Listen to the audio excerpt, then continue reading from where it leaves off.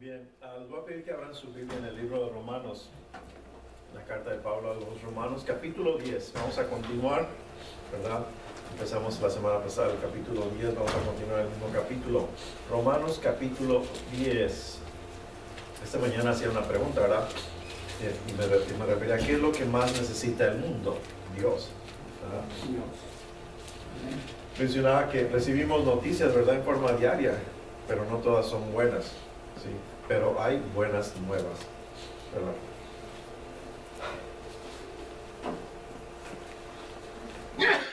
Oh, disculpe. Está tremendo esto. Bien, mencionaba que todos los días por lo regular recibimos noticias, ¿verdad? No todas son buenas, pero la verdad, hay buenas nuevas, ¿sí? Y vale la pena escucharlas. Por esa razón, ¿qué fue lo que Dios hizo al respecto? El tema de hoy: Dios ha enviado a su pueblo con las buenas nuevas, ¿sí? Dios ha enviado con su pueblo con las buenas nuevas. Y vamos a ver qué es lo que Pablo nos dice en estos versículos. Romanos 10, vamos a estar leyendo el versículo 13 al versículo 21. Romanos 10, 13, 21. Dios ha enviado a su pueblo con las buenas nuevas. Pero, ¿quién es su pueblo? Y sobre todo, ¿qué son las buenas nuevas? ¿Verdad? Es lo que vamos a ver, que es lo que Pablo nos enseña en estos versículos. Empezamos Romanos 10, versículo 13, y dice el 13: porque todo aquel que invoque el nombre del Señor será salvo. ¿Cómo pues invocarán a aquel en quien no han creído? ¿Y cómo creerán en aquel de quien no han oído? ¿Y cómo oirán sin haber quien les predique? Dice, ¿y cómo predicarán si no son enviados? Tal como está escrito: cuán hermosos son los pies de los que anuncian el evangelio del bien. Sin embargo, dice, no todos hicieron caso al evangelio, porque Isaías dice: Señor, ¿quién ha creído nuestro anuncio? Así que la fe viene del oír, y el oír por la palabra de Cristo. Pero yo digo, ¿acaso nunca han oído? Ciertamente que sí. Dice, por toda la tierra ha salido su voz, y hasta los confines del mundo sus palabras. Y añado, ¿acaso Israel no sabía? En primer lugar, Moisés dice: yo os provocaré a celos con un pueblo que no es pueblo, con un pueblo sin entendimiento os provocaré a ira. E Isaías, muy osado, dice: fui hallado por los que no me buscaban, me manifesté a los que no preguntaban por mí. Pero en cuanto a Israel, dice: todo el día he extendido mis manos a un pueblo desobediente y rebelde. Amén. Vean el énfasis una vez más en el versículo 13 y 14. Dice el 13: porque todo aquel que invoca el nombre del Señor será salvo. ¿Cómo pues invocarán a aquel en quien no han creído? ¿Y cómo creerán en aquel de quien no han oído? ¿Y cómo oirán sin haber quien les predique? ¿Es usted creyente? Hago la pregunta porque la relevancia de este texto es crucial. Es crucial para entender cómo usted llegó a ser salvo, salvo de la ira de Dios, de la culpa y del dominio del pecado, y sobre todo, cómo alcanzó la esperanza del gozo eterno, ¿verdad?, de Dios. Es crucial este texto para entender cómo sus hijos o padres, hermanos o hermanas, vecinos o compañeros, o los pueblos aún que no han sido alcanzados en el mundo, serán salvos, ¿ya? Aquí se muestra, mire, magistralmente, cómo es el proceso de venir a la fe y a la salvación. Y hoy nos enfocaremos solamente en una parte de estos versículos. Lo voy a dividir en dos secciones, en dos partes. La próxima domingo veremos la otra parte. Pero hoy nos enfocaremos en una parte, en los versículos 14 al 17. ¿Sí? Pero antes de leer, ¿sí?, estos versos de nuevo, recuerde lo que Pablo dijo. Él acaba de enfatizar que con respecto al disfrute, al gozo de las riquezas de la gloria de Dios, no hay distinción entre el judío y el gentil. ¿Ven? ¿Por qué? Porque ambos sin distinción alguna disfrutarán la plenitud de la salvación de Dios si invocan el nombre del Señor. ¿Ven? Lo dice, vea Romanos 10, 12 y 13, lo tenemos aquí, dice Pablo: porque no hay distinción entre judío y griego, pues el mismo Señor es Señor de todos, dice, abundando en riquezas, dice, ¿para qué? Para todos los que le invocan, ¿verdad? Porque todo aquel que invoque el nombre del Señor será salvo. Amén. Así que primeramente, Tengamos presente que el problema con que está tratando Pablo en estos capítulos de Romanos, capítulos 9 y 10, es principalmente, y escúcheme bien, la incredulidad del pueblo de Israel. ¿Sí? ¿Por qué surgió esta incredulidad? ¿O por qué esta incredulidad no menoscaba, no degrada la fidelidad y la credibilidad de Dios? Bueno, por ello entonces lo que Pablo hace, ¿verdad?, en los versículos anteriores es mostrarnos que la mayoría del pueblo de Israel no tiene parte en la salvación. ¿Por qué? Porque no cree en el Mesías, Jesús. ¿Ah?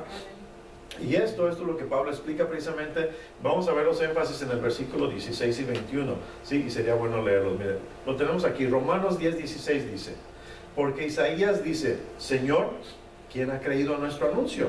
¿Verdad? En otras palabras, el Señor le pide al profeta Isaías que testifique, ¿verdad? Desde el capítulo 53, si está familiarizado con ese capítulo de Isaías 53, verso 1, que testifique que pocos están creyendo.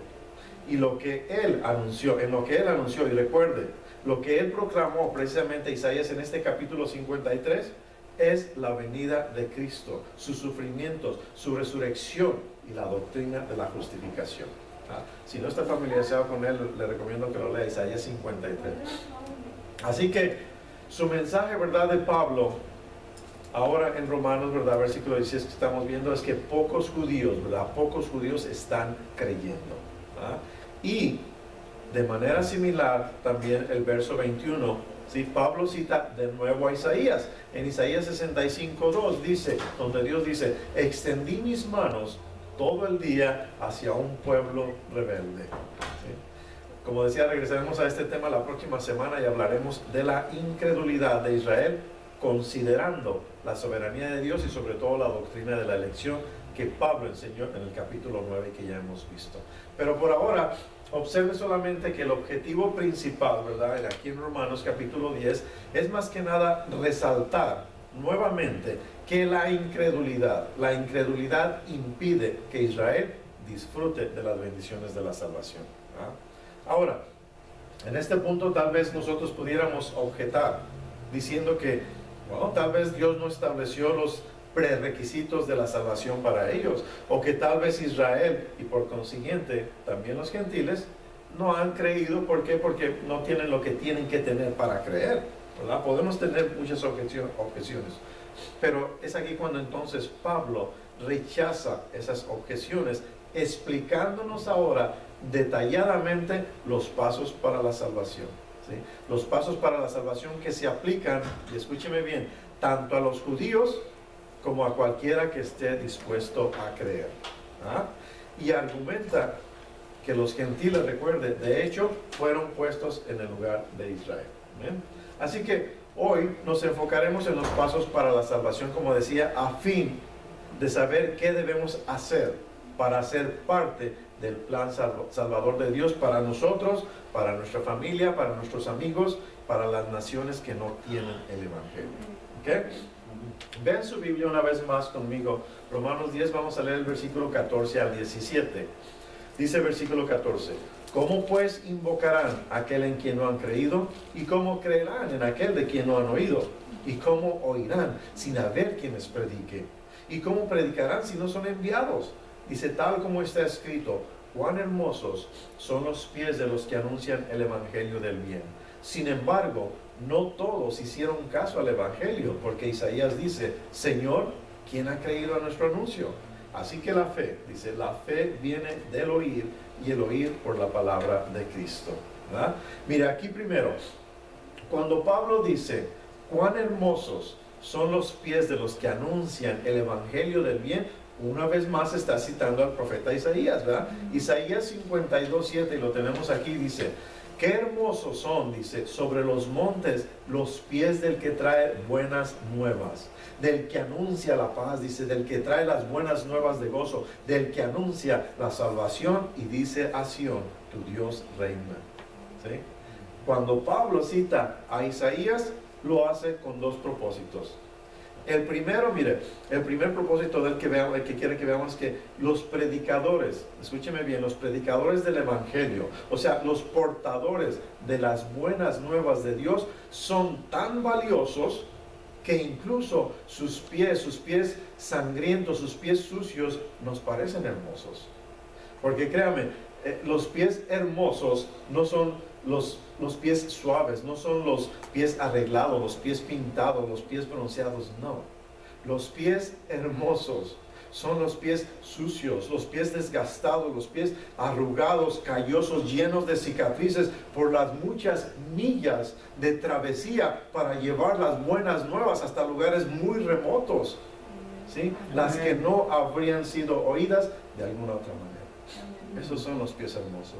Así que entonces, ¿verdad? El primer propósito tanto de Pablo, ¿verdad? Como Isaías, de Isaías 57, nos dice que los portadores de las buenas nuevas, ¿sí? Estas almas son personas valiosas, personas de las que el mundo no es digno, hermosos por sus cuerpos desgastados a causa del servicio al Rey Jesús. Amén. Y mire, cuando hablo de cuerpos desgastados, cuerpos hermosos al servicio del Señor, un gran misionero, Paul Brand, conocido como el médico misionero en la India, este hombre dijo en una ocasión a su madre, que era misionera también, la cual botó todos los espejos de su casa cuando él le dijo a su hijo que ella había envejecido. Ella contaba con una edad en ese tiempo de 70 años de edad, y durante los siguientes 20 años, ¿verdad?, su vida misionera, estando ya prácticamente en los 90, ¿verdad?, de edad, nunca más tuvo un espejo en su casa en las montañas de la India. Cuando ella murió, las aldeas de todas las montañas se juntaron para enterrar a una mujer hermosa. ¿Comprenden? Este es el propósito del apóstol Pablo, este es el propósito de Isaías, del profeta Isaías, al decir cuán hermosos son los pies de los que anuncian el evangelio del bien. ¿Sí? Y sobre todo mostrar que Dios ciertamente ha enviado, ¿sí?, ciertamente ha enviado a su pueblo con las buenas nuevas de salvación.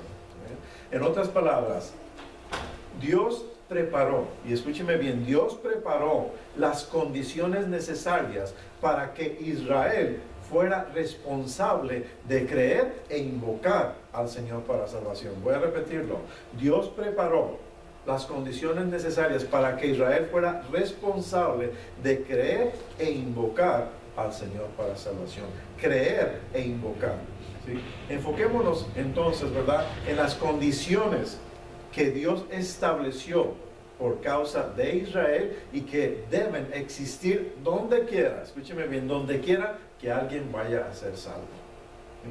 Para ello, Pablo mencionó o nos dio 5 pasos en estos versículos solamente, 14 y 15, estos versículos que son, y los primeros 5 pasos son estos, los tengo aquí en la lista. El primer paso es enviar, el segundo paso es predicar, tercero escuchar, cuarto creer, y el quinto paso invocar al Señor, y se encuentran en estos versículos 14 y 15 solamente. ¿Sí? Mira, en otras palabras, mantén esto un poquito ahí. Primer paso, ¿sí? Un predicador debe ser, ¿qué? Enviado, ¿verdad? Debe ser enviado. Segundo paso, el predicador enviado debe, ¿qué? Predicar las buenas nuevas, ¿verdad? Tercer paso, las buenas nuevas predicadas deben ser, ¿qué? Escuchadas, ¿verdad? Cuarto paso, las buenas nuevas escuchadas deben ser, ¿qué? Creídas. Y quinto paso, deben ser creídas de modo que se invoque el nombre del Señor para salvación. Amén. Amén. ¿Sí? Entonces es enviar, predicar, escuchar, creer e invocar al Señor. ¿Sí? Todo está, como les digo, en los versículos 14 y 15, ¿sí? Mismo capítulo 10 de Romanos. Pero aún más, en el versículo 17 añade Pablo algo más específico, ¿sí? Aquí Pablo explica uno de los 5 pasos de la salvación más detalladamente. Ve lo que dice Romanos 10, 17, dice, así que la fe, dice, la fe viene del oír, y oír, ¿qué? Por la palabra de Cristo, ¿sí? Por la palabra de Cristo. Aquí en este verso se define qué es predicar. La predicación es la palabra de Cristo, ¿verdad? Y asumo, ¿verdad?, que Pablo se refiere a la palabra acerca de Jesucristo, ¿verdad? Amén. Y este es el mismo evangelio que Pablo ha estado predicando en todo el libro de su carta a los Romanos. Es la enseñanza precisamente del versículo 9, Romanos 10:9, que nos dice que si confiesas con tu boca a Jesús por Señor y crees, dice, en tu corazón que Dios le resucitó de los muertos, serás salvo. Amén. ¿Sí? De manera que entonces tenemos, ¿verdad?, 5 pasos fundamentales. Una vez más tenemos aquí la lista. Enviar, predicar, escuchar, creer, invocar. Enviar a predicar. Predicar el Evangelio acerca de Jesucristo. Escuchar el Evangelio de Cristo. Creer en este Cristo. Y por último, invocar al Señor para salvación. ¿Amén? ¿Sí? Así que analicemos estos pasos uno a la vez, ¿verdad? Si podemos, apliquémoslos a nuestras situaciones. ¿Sí? Pero la forma en que los vamos a ver en la forma inversa, orden inverso. ¿Sí? En el día de hoy solo vamos a analizar 2, o sea, en lugar de empezar del 1, voy a empezar del 5 para atrás, ¿ok? So, los vamos a ver en esta forma inversa. Hoy nada más alcanzamos a ver 2. Entonces el quinto paso, ¿verdad?, el último, es invocar al Señor, ¿recuerda? Invocar al Señor. Y Pablo usa esta escritura de Romanos 10:13 que nos dice muy claro, porque todo aquel que invoque, ¿verdad?, al nombre del Señor, será salvo. Invocar al Señor.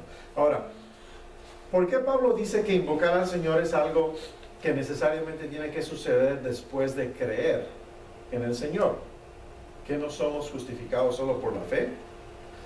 Creo que Pablo menciona invocar al Señor después de creer en el Señor. ¿Por qué? Porque tiene en mente una salvación más grande que la simple justificación.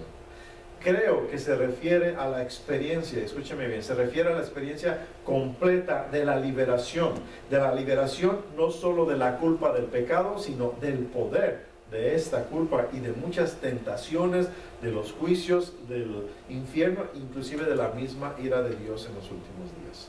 ¿Sí?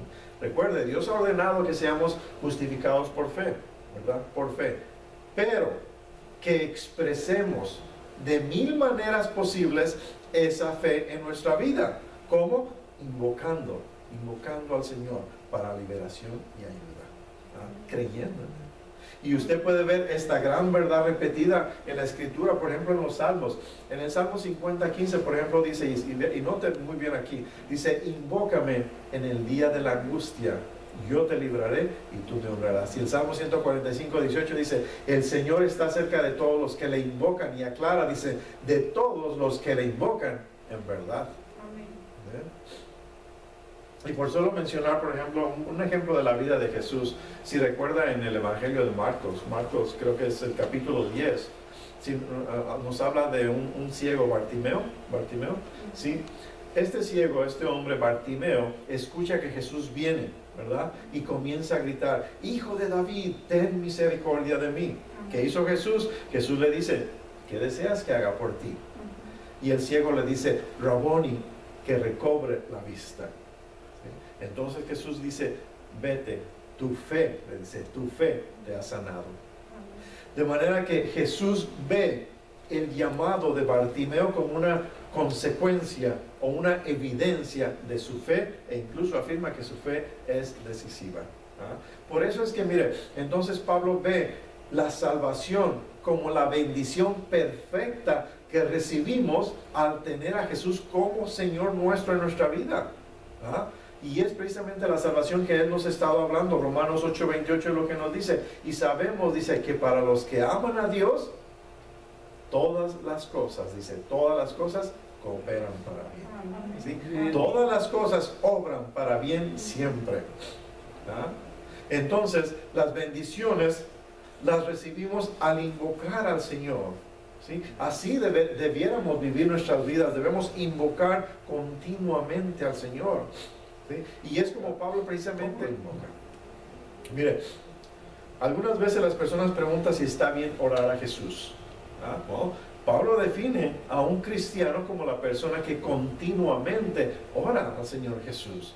Señor Jesús, te estoy fallando, ayúdame. Señor Jesús, estoy débil, fortaléceme. Señor Jesús, estoy perdido, estoy confundido, guíame.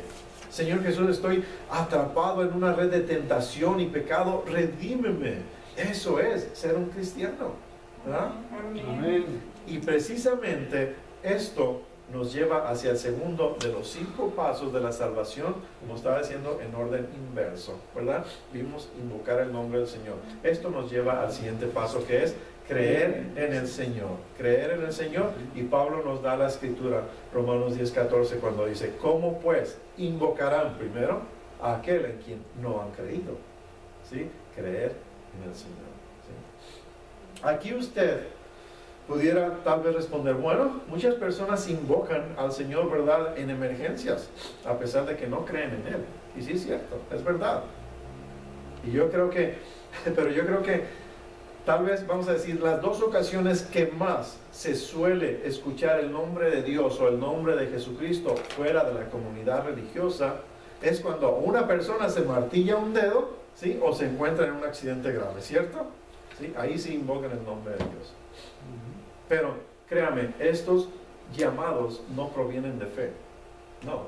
Primero creo yo que proviene de la ira, ¿verdad? Y el otro de la emergencia solamente, ¿verdad? Créame, no hay verdadero amor hacia Jesucristo. Prácticamente Él es en ese momento solo un buen paramédico que quisiera que desapareciera después de curarme.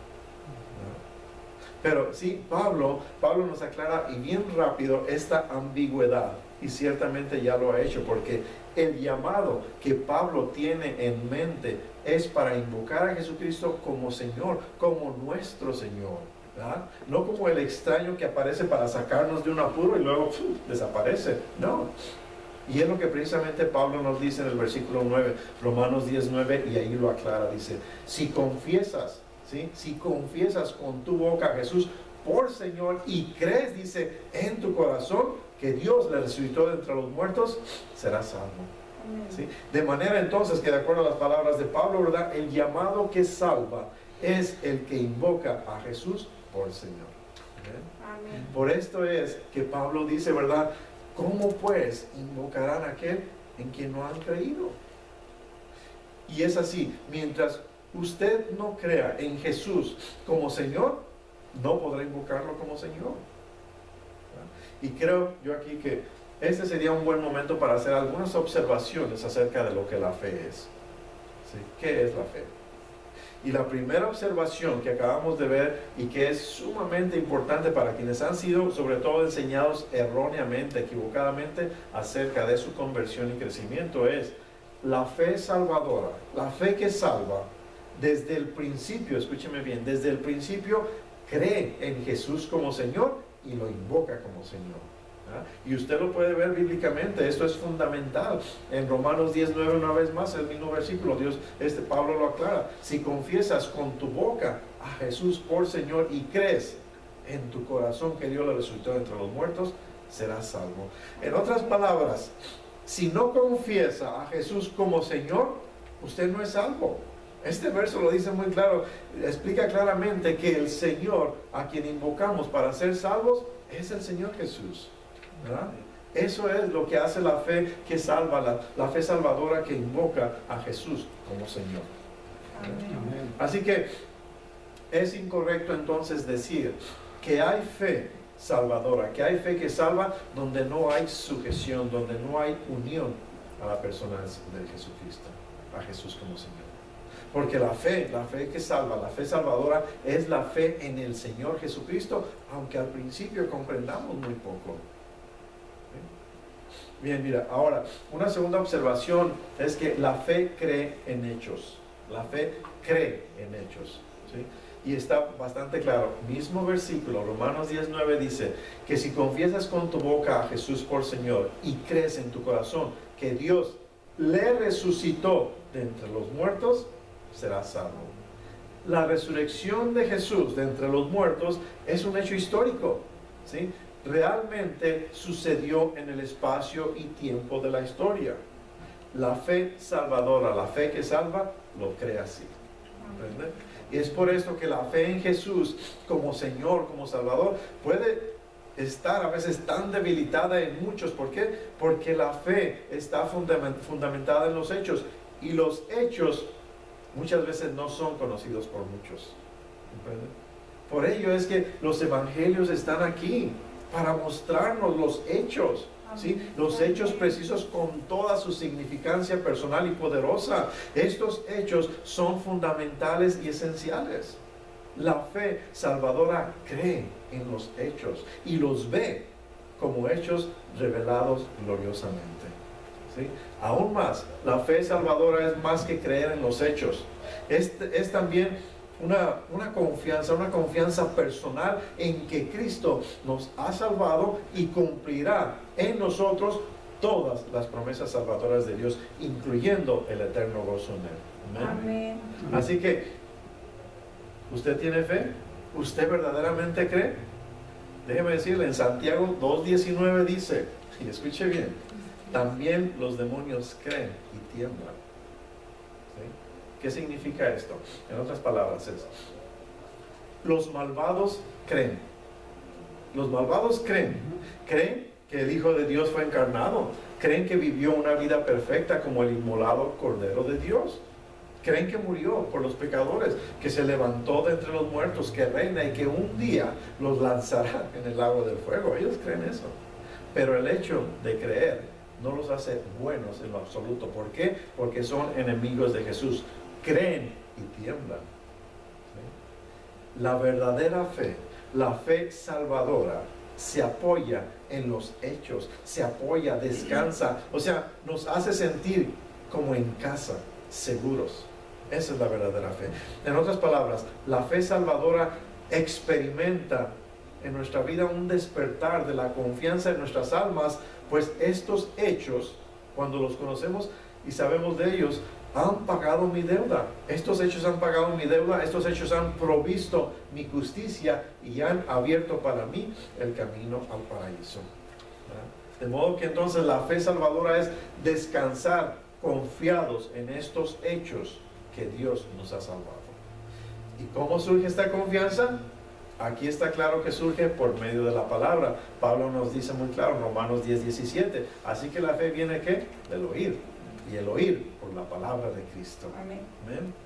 De modo que si usted tal vez está resistiéndose, ¿verdad?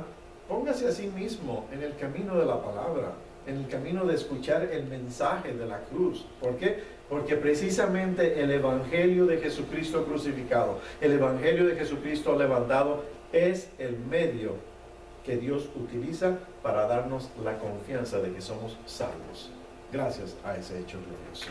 ¿Sí? Que incluye, ¿verdad? Este hecho glorioso, una satisfacción personal por todo lo que Dios es para nosotros en la persona de Jesucristo. Amén. ¿Sí? En Juan 6:35 Jesús dijo, yo soy el pan de la vida. El que viene a mí, dice, no tendrá hambre. Y enfatiza, y el que cree, ¿sí? El que cree en mí, nunca tendrá sed. Entonces, ¿verdad? Creer en Jesús es como descubrirle como el pan de la vida y el agua viva que satisface las añoranzas más profundas de nuestras almas. Amén. Así que, mira, en resumen, la pregunta si al principio es usted creyente. Si es usted creyente, entonces, ¿verdad? Este texto, la relevancia de este texto de Romanos 10 es crucial. Crucial para entender cómo usted llegó a ser salvo de la ira, ser salvo de la culpa y el dominio del pecado, y sobre todo alcanzó la esperanza del gozo eterno en Dios. Es crucial para entender cómo sus hijos, padres, hermanos, hermanas, vecinos o los pueblos que no han sido alcanzados en el mundo serán salvos. ¿Verdad? Aquí se muestra magistralmente, como decía, cómo es el proceso de venir a la fe y a la salvación. ¿Amén? De manera que, como decía, reservaremos el resto del texto, ¿verdad?, para domingo, si Dios permite, el domingo próximo. Y por hoy, recuerda, es el primer domingo del mes, hoy vamos a la cena del Señor. ¿Sí? Vamos a la cena del Señor. ¿Por qué? Porque aquí es donde tomamos con nuestros labios los emblemas de la sangre y el cuerpo de Jesús, el pan y la copa. ¿Sí?